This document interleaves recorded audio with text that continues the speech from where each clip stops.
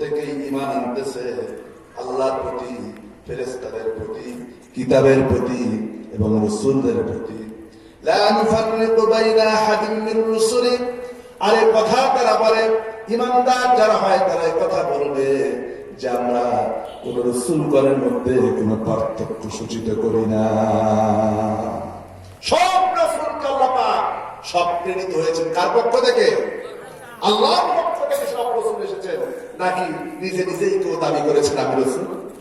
হ্যাঁ, সব রাসূল কার পক্ষ থেকে? আল্লাহ। হ্যাঁ, তবে রাসূলদের মর্যাদার মধ্যে মত পার্থক্য ছিল। এক এক রাসূলের মর্যাদা আল্লাহ পাক এক এক রকম দিয়েছেন। সব রাসূলের মর্যাদা কি সমান? সব রাসূলের মর্যাদা সমান? সমান। আমার কথা কি বুঝতে কষ্ট হচ্ছে আপনাদের? তাহলে একটু হা না বলবে। আমি তাফসীর মাহফিলে এসে কিসসা কাহিনী বলা অভ্যাস আমার নাই। যতটুকু সম্ভব কোরআন সামনে আছে, কোরআন নিয়েই কথা বলবো ইনশাআল্লাহ। হয়তো অনেক সময় কিসসা কাহিনী বললে পরে কান সুখ হয়, একটু মজা লাগে, ভালো শুনতে, উপকার হয় না, ফায়দা হয় না। বাবাজিরা আমার, কোন দিক থেকে সমস্ত রাসূল উপরে এক, কোন দিক থেকে পার্থক্য করি না? একটা হচ্ছে সমস্ত রাসূলদেরকে আল্লাহ রাব্বুল আলামিন তিনটা জিনিস দিয়েছেন। এমন কোন রাসূল নাই যাদেরকে তিনটা জিনিস দেওয়া হয় নাই।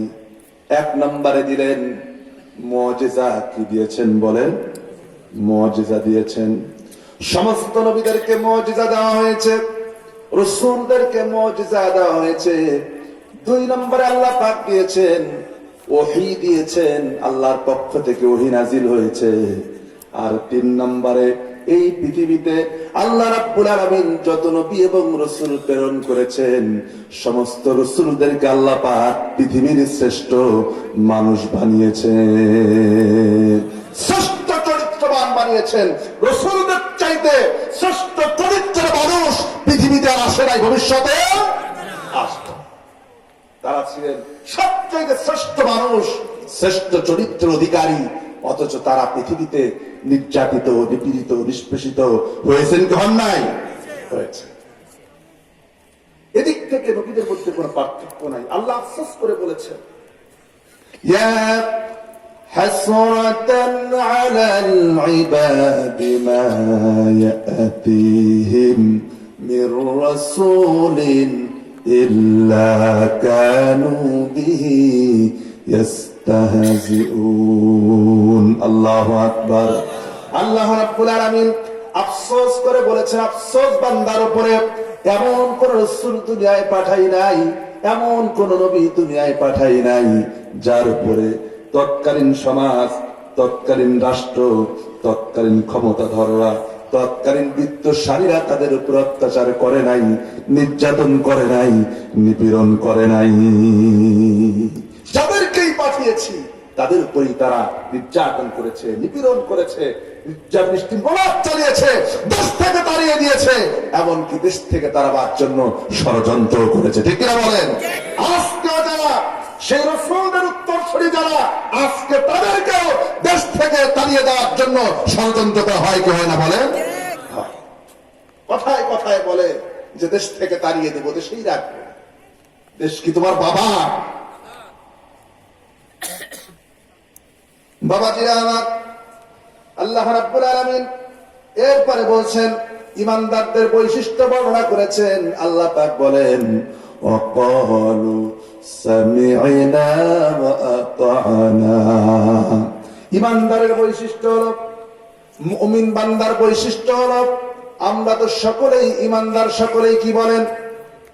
সকলেই কি ঈমানদার? এই কথা বলতেও কি লজ্জা হয়, ভয় হয়? একটু বুকটা খোলা, অন্তরকে বড় করে, বুকটাকে বড় করে সকলেই বলার আওয়াজ দেবেন, আমাদের সকলের পরিচয় কি?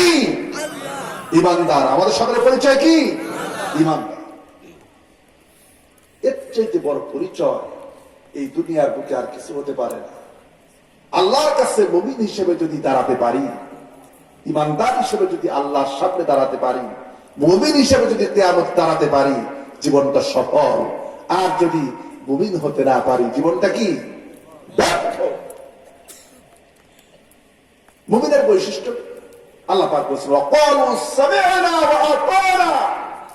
মুমিনের বৈশিষ্ট্য হচ্ছে কোরআন কারীম শুনেছি, সঙ্গে সঙ্গে মেনে নিলাম, হাদিস শুনেছি, সঙ্গে সঙ্গে মেনে নিলাম, রাসূল যা বলেছেন, আল্লাহ যা বলেছেন, রাসূল যা বলেছেন তা মেনে নেওয়াই একজন মুমিনের বৈশিষ্ট্য। কিন্তু আমরা মানতে পারি না।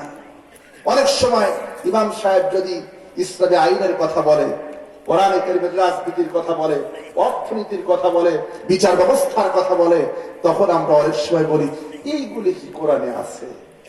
কি বলে সব হুজুররা রাজনীতি করে, আছে না নাই? আচ্ছা, কোরআনে কারীমে সবকিছু আছে না নাই? তিবিয়ানান লিকুল্লি শাই। মানুষের জীবনের জন্য এমন কোন দিক নাই যে আল্লাহ রাব্বুল আলামিন এই কালামে পাকের মধ্যে বর্ণনা করেন নাই। সব বলে দিয়েছেন। অর্থনীতি, রাজনীতি, সমাজনীতি, পারিবারিক নীতি, রাষ্ট্রনীতি, পররাষ্ট্রনীতি কি হবে, সব আল্লাহ পাক কোরআনে কারীমের মধ্যে তিবিয়ানান লিকুল্লি শাইইন বান্দার জন্য খুলে খুলে আল্লাহ পাক বর্ণনা করে দিয়েছেন। সুতরাং কেউ যদি এখানে সংশয় করে, সন্দেহ করে, তার ঈমান থাকবে? জীবন থাকবে? থাকবে না। আল্লাহ রাব্বুল আলামিন এরপরে বলছেন গুফরানাকা রাব্বানা ওয়া ইলাইকাল মাসির। আর তারা বলে আমাদের রব তিনি হচ্ছেন আমাদের জন্য ক্ষমাশীল, আর আমরা সকলেই তো মৃত্যুর পরে আবার তার কাছেই ফিরে যাব। মৃত্যুর পরে কার কাছে যাব? কার কাছে যাব? আল্লাহ। বাবাজিরা আমার, এরপরে আল্লাহ রাব্বুল আলামিন বলছেন লা ইউকাল্লিফুল্লাহু নাফসান ইল্লা উসআহা। আল্লাহু আকবার। আল্লাহ রাব্বুল আলামিন বলেন আমাদের জন্য এই আয়াতের মধ্যে সবচাইতে বড় সুসংবাদ আল্লাহ রাব্বুল আলামিন আমাদের জন্য দিয়েছেন। এর চাইতে বড় সুসংবাদ বান্দা হিসাবে, মুমিন হিসাবে, মুসলমানের জন্য এর চাইতে বড় সুসংবাদ হতে পারে না। আল্লাহ সুসংবাদ দিচ্ছেন লা ইউকাল্লিফুল্লাহু নাফসান ইল্লা উসাহা। আল্লাহ তাআলা বান্দার সাধ্যের অতীত কোন বোঝা আল্লাহ বান্দার উপরে চাপায়া দেন না। যতটুকুন সম্ভব, যে যতটুকুন পারবে আল্লাহ তাকে ততটুকুনই দেন। এই পৃথিবীতে কেউ ধনী, কেউ গরিব, কেউ বিত্তশালী, কেউ সম্পদশালী, কেউ দোকানদার, কেউ বিক্রেতা, কেউ ক্রেতা। যদি এইটা না থাকতো পৃথিবীর ভারসাম্য কি ঠিক থাকতো নাকি বলেন? থাকতো না। অনেক সময় অনেকে মনে করে যে আমার যদি টাকা থাকতো, আমার যদি সম্পদ থাকতো, তাহলে আমি অনেক দান করতাম। কিন্তু দেখা যায় যদি কোন রকম ভাবে সম্পদ হইয়াও যায়, দেখা যায় সম্পদ থেকে একটা পয়সা পর্যন্ত ফকিরের জন্য দান করে না। আসে না? কম থাকাই ভালো ছিল। যতটুকু সম্ভব আল্লাহ অতটুকুই দেন। ইচ্ছা করলেই কেউ জিহাদের ময়দানে যেতে পারে না। অনেক সময় অনেকে বলে, আমি নিজের মুখে শুনেছি, অনেক সময় অনেকে বলে আমরা যদি রাসূলের যুগে জন্মগ্রহণ করতাম তাহলে দেখায় দিতাম আমরা ঈমানদার হইতাম। ঠিক না? অনেকে মনে করে যে এরকম আমরা যদি সেই যুগে থাকতাম, রাসূলকে যদি দেখতাম, তাহলে আমরাও পাক্কা ঈমানদার হইতাম, আবু বকরের মতো হতাম, ওমরের মতো হতাম। না, ওই যুগের জন্য আপনি পারফেক্ট ছিলেন না। সামান্য একটা গুলির শব্দ পাইলে পরে পিছন থেকে একটাও খুঁজে পাওয়া যায় না। এরা ওই যুগে থাকলে কি হইতো আল্লাহ বলে। অথচ সাহাবায়ে কেরাম যুদ্ধ করেছেন। বদরের যুদ্ধটা ছিল বাবার সঙ্গে ছেলের যুদ্ধ, ছেলের সঙ্গে বাবার যুদ্ধ, ভাইয়ের সঙ্গে ভাইয়ের যুদ্ধ। চিন্তা করা যায়? এটা কি চারটেখানিক ব্যাপার মনে করে? এটা কি সোজা কথা?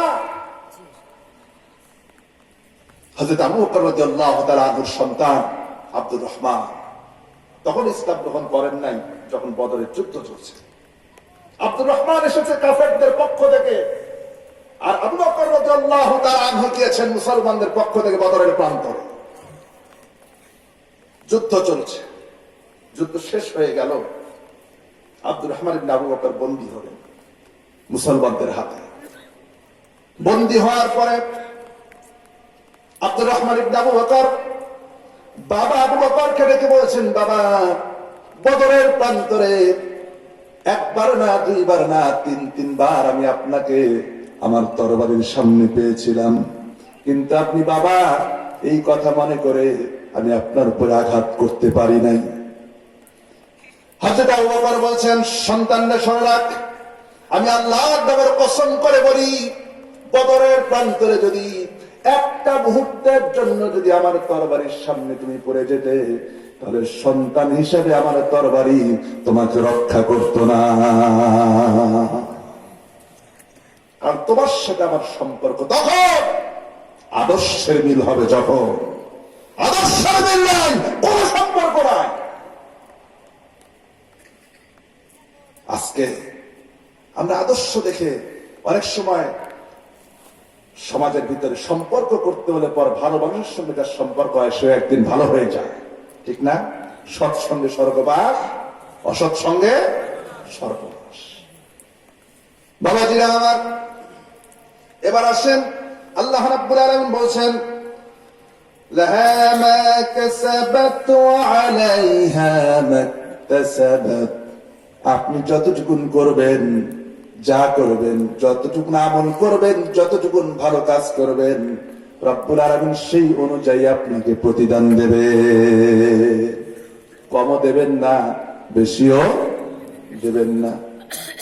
এই যে জমিনের উপরে বসে আছি, আমরা যে জমিনের উপরে বসে আছি, একটু মগজটা খাটান, একটু কানটা খাড়া করে দেন, একটু চিন্তার জন্য চিন্তার খোরাক দিচ্ছে আপনাকে। এই যে জমিনের উপরে বসে আছি, আমার আপনার জন্য এই জমিনের চাইতে বড় সাক্ষী কিন্তু দুনিয়ায় আর নাই। আপনি মনে করতে পারেন একজন বান্দা ভালো কাজ করুক আর মন্দ কাজ করুক, আকাশে যায় করে না, জমিনের উপরেই করে। কোথায় করে? এই জমিনের উপরেই করে। নামাজ পড়ি কোথায়? জমিনের উপরে। এই যে বসে আছি, আল্লাহ পাকের কালাম শুনছি, আল্লাহ পাকের জিকির শুনছি, এটা কোথায় করছি? এই জমিনের উপরেই করতেছি। আবার একজন এই মুহূর্তে আমরা কোরআনে কারীম থেকে কথা শুনছি, আবার কেউ আছে রাস্তায় দাঁড়ায় ডাকাতি করতেছে, আছে না নাই? আছে। সে কোথায় দাঁড়ায় করতেছে? জমিনের উপরে। আবার যেই লোকটা চাঁদাবাজি করে, গুন্ডামি করে, মানুষকে কষ্ট দেয়, নির্যাতন করে, নিপীড়ন করে, কোথায় থেকে করে? এই জমিনের উপর থেকে করে। আল্লাহ রাব্বুল আলামিন যখন এই জমিনকে শেষ করে দেবেন, আল্লাহ পাক বলেন, ইযা যুলজিলাতিল আরদু জিলজালাহা। এই পৃথিবীকে এমন এক ঝাঁকুনি দেওয়া হবে, প্রবল এক কম্পন সৃষ্টি করা হবে। এই প্রবল কম্পনের ভিতরে এই জমিনের উপরে যত খবর আছে, রব্বুল আলামিন দুনিয়ার ভিতরে মানুষ যে যা করেছে কিয়ামত পর্যন্ত জমিন সমস্ত কথাগুলি সেদিন বলতে থাকবে। ইয়াউমা ইদিন তুহাদ্দিসু আখবারাহা। সব খবর এই জমিনে জমা আছে। কি আছে? সব খবর এই জমিনে জমা আছে। বাবাজিরা আমার, আমি আপনি যখন মরে যাব, দুনিয়া থেকে যখন বিদায় হয়ে যাব, তখন আমাকে রাখা হবে কোথায়? এই জমিনেই রাখা হবে। একটু চিন্তা করেন, মগজটাকে এবার খাটান। এই জমিনের উপরে যদি আপনি ভালো কাজ করেন, আপনার আমল যদি ভালো হয়, আপনার কাজ যদি ভালো হয়, জমিন যেহেতু সব জানে, এজন্য জমিন আপনার সঙ্গে সেই রকম ব্যবহার করবে। আপনার জমিনের উপর আমল যদি ভালো হয়, জমিন আপনার সঙ্গে ভালো ব্যবহার করবে। আর জমিনের উপর আমলটা যদি খারাপ হয়ে যায়, জমিনের ব্যবহার আপনার সঙ্গে ওই রকম হবে। চিন্তা করে যদি জীবন চালাতে পারেন, আল্লাহর কসম কালকে থেকে কোনো অপরাধ করতে পারবেন না। যে আমি জমিনের উপরে চলছি, এই জমির উপরে আমার চলাফেরা, জমিন সব দেখছে, আমি পড়ার পরে জমিনের ভিতরে আমাকে রাখা হবে। আমি যেমনটা করবো, যে ব্যবহার জমিনের উপর থেকে করবো, যা চরণ জমিনের উপর থেকে করবো, আমার আমল যেমন হবে, কবরে যাওয়ার পরে আমার সঙ্গে জমিনের ব্যবহারটাও তেমন হবে। এটা যদি কেউ চিন্তা করে বলে, সে কি অপরাধ করতে পারবে? গুনাহ করতে পারবে? আল্লাহর নাফরমানি করা যাবে? বাবাজিরা আমার, খারাপ লাগতেছে? চলবে আলোচনা?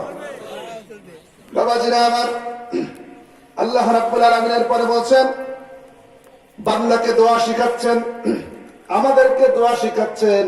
আল্লাহ পাক বলেন, বান্দারে দোয়া কর, রব্বানা লা তুআখিযনা ইন নাসিনা আও আখতানা।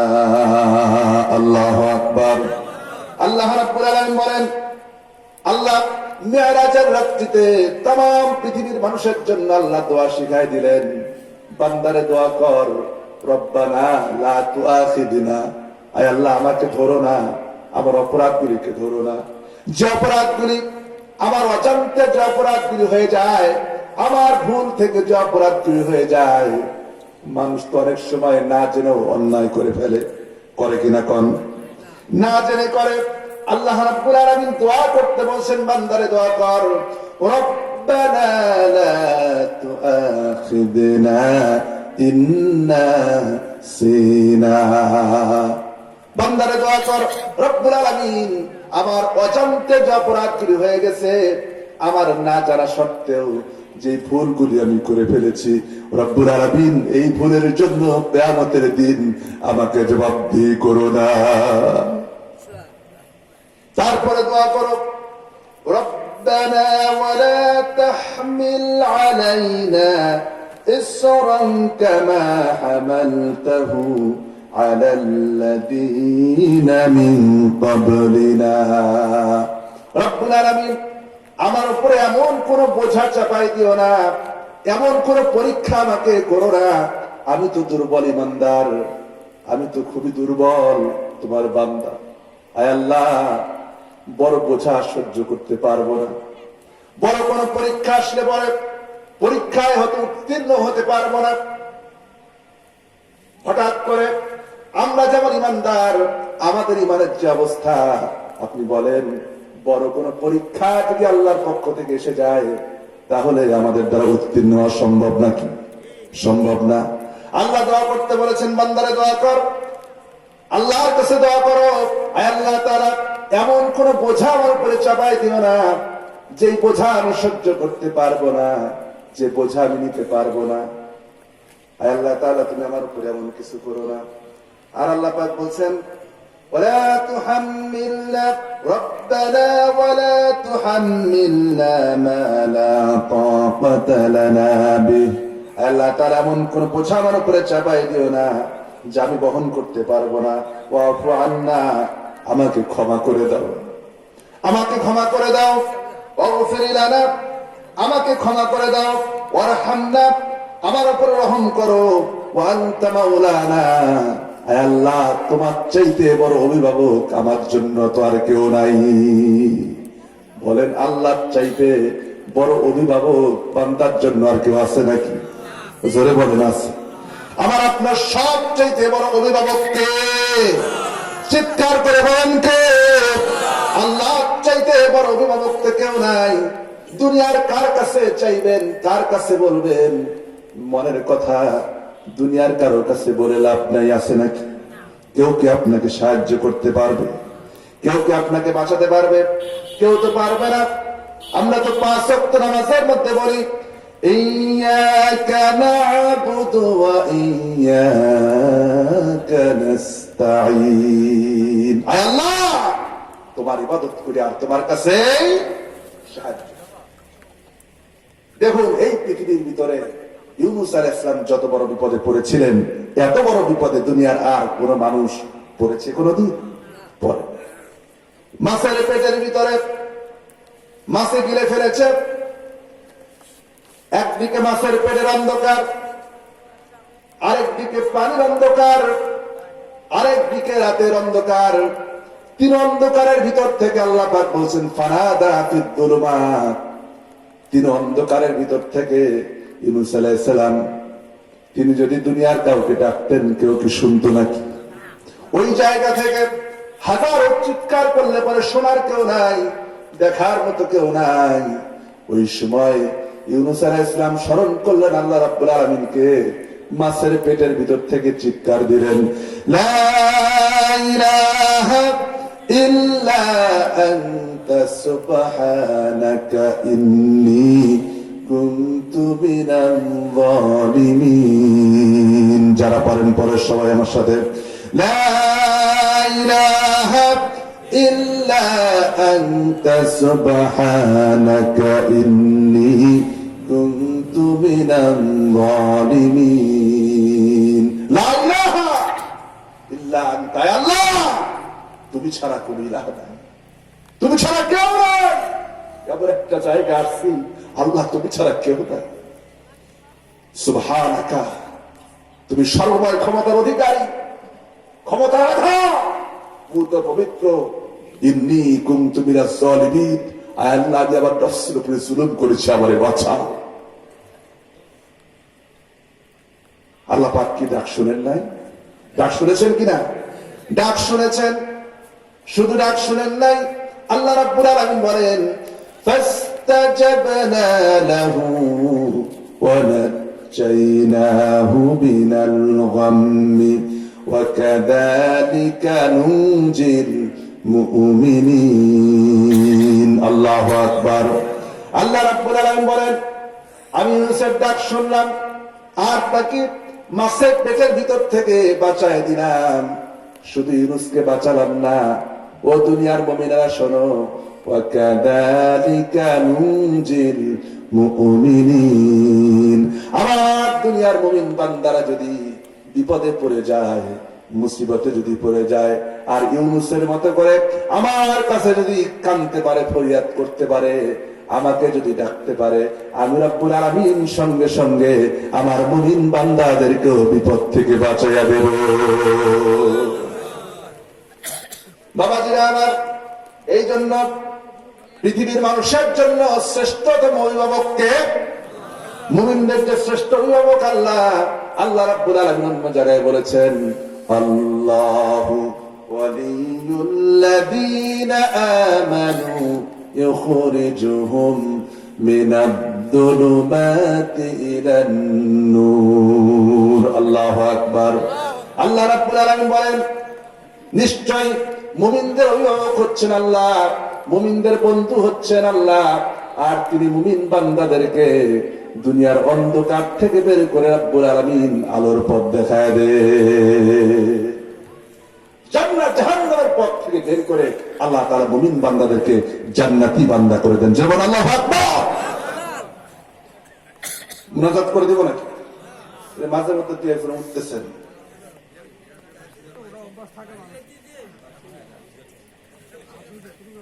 সব কুয়াশা পড়ছে মনে হয় নাকি? বাবাজিরা আমার, আর বেশি সময় না, দয়া করে আর কেউ উঠবেন না। আর 15 মিনিট সময়, অনুগ্রহ করে কেউ উঠবেন না। বাবাজিরা আমার, আল্লাহ রাব্বুল আলামিন বলেন এরপরে দোয়া করো ফানসুরনা আলাল কওমিল কাফিরিন। আল্লাহ আমাকে দুনিয়ার সমস্ত কাফেরদের উপরে বিজয় দান করো। যেমন আল্লাহু আকবার। এই দোয়া আল্লাহ পাক শিখাচ্ছেন, দান করেছেন কোন রাত্রিতে? মেরাজ রাত্রিতে। আয় আল্লাহ দোয়া করছি সমস্ত কাফের কুফরি শক্তির উপরে আল্লাহ মুসলমানদেরকে বিজয় দান করো। আজকে তাম পৃথিবীতে আজ কুফরি শক্তি মুসলমানদের উপরে চড়াও হয়ে বসেছে, ঠিক কিনা বলেন? আজকে মুসলমানদের সংখ্যা পৃথিবীতে কম না বেশি? মুসলমানদের সংখ্যা পৃথিবীতে কম না বেশি? বেশি। আল্লাহর হাবিব একটা হাদিস শোনাই, হাদিসটা খুব মনোযোগ দিয়ে শোনেন। আল্লাহর হাবিব সাহাবীদের সামনে বললেন, আমার সাহাবীরা, এমন একটা সময় আসবে, এমন একটা জামানা আসবে, যখন মুসলমানদেরকে তাম পৃথিবীর সমস্ত কাফের বেঈমানেরা তাদেরকে নেকড়ে যেমন করে তারা শিকারীকে আক্রমণ করে, তাম পৃথিবীর কাফের বেঈমানেরা মুসলমানদেরকে ওইভাবে করে আক্রমণ করবে। সাহাবায়ে কেরাম বলেন, ইয়া রাসূলুল্লাহ, ইয়া হাবিবাল্লাহ, ওই সময় কি মুসলমানদের সংখ্যা কি কম হবে নাকি? নবীজি বললেন, না, তোমরা এখন যত আছো তার চাইতে মুসলমানের সংখ্যা হবে অনেক অনেক বেশি। সাহাবায়ে কেরাম বলেন, ইয়া রাসূলুল্লাহ, ইয়া হাবিবাল্লাহ, যদি তাই হয়, আল্লাহ রাব্বুল আলামিন আমাদেরকে বদরে বিজয় দান করেছেন, সংখ্যায় কম ছিলাম। উহুদে বিজয় দান করেছেন, সংখ্যায় কম ছিলাম। তাবুকে বিজয় দান করেছেন, লক্ষাধিক সৈন্য করে, সংখ্যায় কম ছিলাম। তাহলে তখন মুসলমানদের সংখ্যা বেশি হবে, তারপরেও তারা বিজয় অর্জন করবে না কেন? পরাজিত হবে কেন? আল্লাহ নবী বলেন, তার কারণ হলো তাদের ভিতরে দুইটা রোগ ঢুকবে। জোরে বলেন, কয়টা? দুইটা রোগ ঢুকবে। দুইটা রোগের কারণে ওই সময় মুসলমানরা তাম পৃথিবীর কাফেরদের কাছে পরাজিত হবে। দুইটা রোগ হলো, একটা হচ্ছে হুব্বুদ দুনিয়া ওয়া কারাহাতুল মাউত। নবীজি বলেন, এক নাম্বার হচ্ছে দুনিয়ার প্রতি মহব্বত, দুনিয়ার প্রতি ভালোবাসা, দুনিয়ার প্রতি আকর্ষণ। আজকে মুসলমান দুনিয়ার প্রতি মহব্বত বেশি না পরকালের প্রতি বেশি? দুনিয়ার প্রতি মহব্বত বেশি। দুনিয়ায় কিভাবে বাঁচবো, দুনিয়ায় কয়েকদিন সব ছোট্ট একটা সময় বাঁচার জন্য আমার আপনার যত পেরেশানি, এই পেরেশানি একটা মুহূর্তের জন্য মুসলমান কবরের চিন্তা করে না। আপনিও চিন্তা যদি করি, হাসরের ময়দান যেটি কায়েম হবে, সেই দিন আল্লাহ পাক একটা দিন হবে 50,000 বছরের সমান। কতদিন? 50,000 বছর। 50,000 সানাতি মিম্মা তাউদ্দুন। তোমরা যেভাবে করে দুনিয়ার দিনগুলি, বছরগুলি, মাসগুলি গণনা করো, এই অনুরূপ ভাবে কিয়ামতের একটা দিন হবে তোমাদের 50,000 বছরের সমান। আল্লাহু আকবার। সেদিন বিচার হবে। আমি খাতা কলম নিয়ে বসে হিসাব করেছি, আমি আবার হিসাব করার কথা বলছি, বানায় কথা বলছি। খাতা কলম নিয়ে বসে হিসাব করে দেখেছি, একটা মানুষ যদি এই দুনিয়ায় 60 বছর বাঁচে, কত বছর? আমাদের বাংলাদেশের সাধারণত মানুষ এর মধ্যেই একটা গড় আয়ু থাকে। 60 বছর যদি বাঁচে, তাহলে সেই লোকটা কিয়ামতের একটা দিনের তুলনায় দুনিয়ায় হায়াত পায় মাত্র 1 মিনিট 43 সেকেন্ড। কতক্ষণ? 1 মিনিট 43 সেকেন্ড।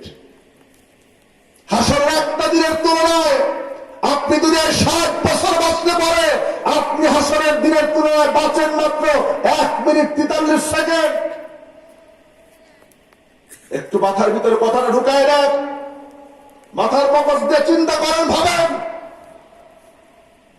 যদি কোন মানুষ 100 বছর বাঁচে, 100 বছর তো কয়জন বাঁচে?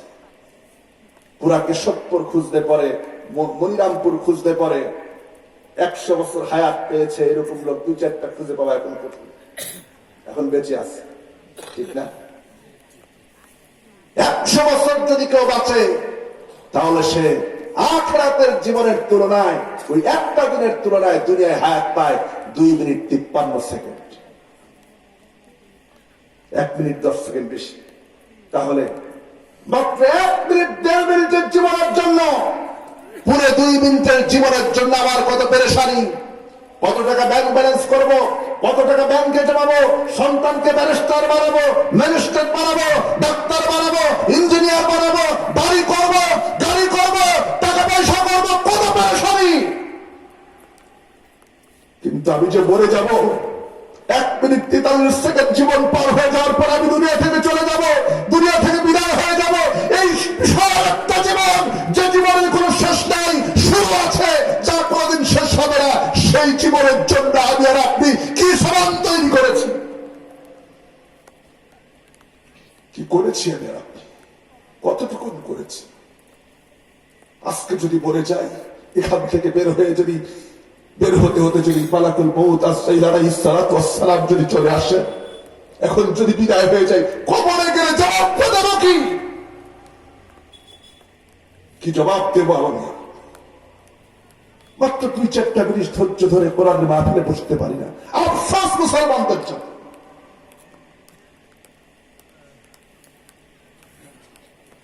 এতটুকুন সময় আমার ধৈর্য কুলায় না। একটু চিন্তা করে জীবনটা চালা, একটু চিন্তা করেন ভাইরা আমার, একটু চিন্তা করেন বাবাজিরা আমার। আল্লাহ রাব্বুল আলামিন এই পৃথিবীতে আমাদের জন্য মুসলমানরা 1 নম্বরে দুনিয়ার জীবনকে মহাব্বত করবে, হুব্বুদ দুনিয়া, আর 2 নম্বরে কারাহাতুল মাউত, মৃত্যুকে অপছন্দ করবে। মৃত্যু কি করবে? অপছন্দ করবে। 2টা জিনিস, একটা হচ্ছে হুব্বুদ দুনিয়া, দুনিয়ার ভালোবাসা, আর 2 নম্বরে মৃত্যুকে অপছন্দ করে।